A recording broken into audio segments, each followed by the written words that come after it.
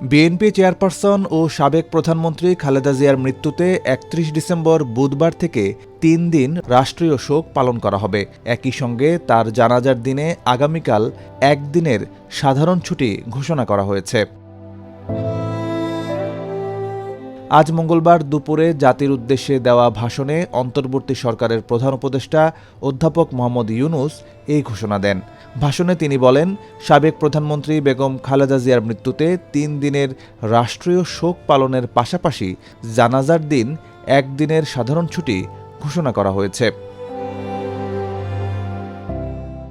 এরপর জনপ্রশাসন মন্ত্রণালয় নির্বাহী আদেশে আগামীকাল বুধবার একদিনের সরকারি ছুটি ঘোষণা করে প্রজ্ঞাপন জারি করে।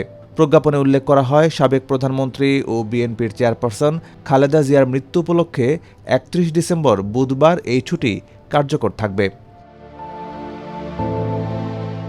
প্রজ্ঞাপন অনুযায়ী ছুটির দিনে দেশের সব সরকারি, আধা সরকারি, স্বায়ত্তশাসিত, আধা স্বায়ত্তশাসিত ও বেসরকারি অফিস বন্ধ থাকবে। তবে জরুরি ও অপরিহার্য সেবাগুলো এই ছুটির আওতার বাইরে রাখা হয়েছে। এর মধ্যে রয়েছে বিদ্যুৎ, পানি, গ্যাস ও অন্যান্য জ্বালানি সরবরাহ, ফায়ার সার্ভিস, বন্দর কার্যক্রম, পরিচ্ছন্নতা কার্যক্রম, টেলিফোন ও ইন্টারনেট সেবা, ডাক সেবা এবং এসব সেবার সঙ্গে সংশ্লিষ্ট যানবাহন ও কর্মীরা, হাসপাতাল ও জরুরি স্বাস্থ্যসেবা এবং এই সংশ্লিষ্ট চিকিৎসক ও কর্মীরাও ছুটির বাইরে থাকবেন।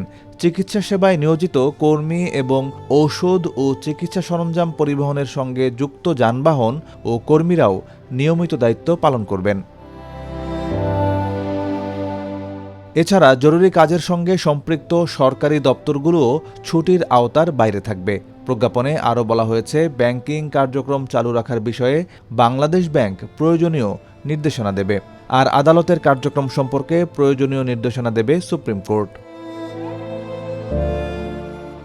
রাষ্ট্রীয় শোক চলাকালে দেশের সব সরকারি, বেসরকারি ভবনে জাতীয় পতাকা অর্ধনমিত থাকবে এবং খালেদা জিয়ার রুহের মাগফিরাত কামনায় বিশেষ দোয়া ও প্রার্থনার আয়োজন করা হবে।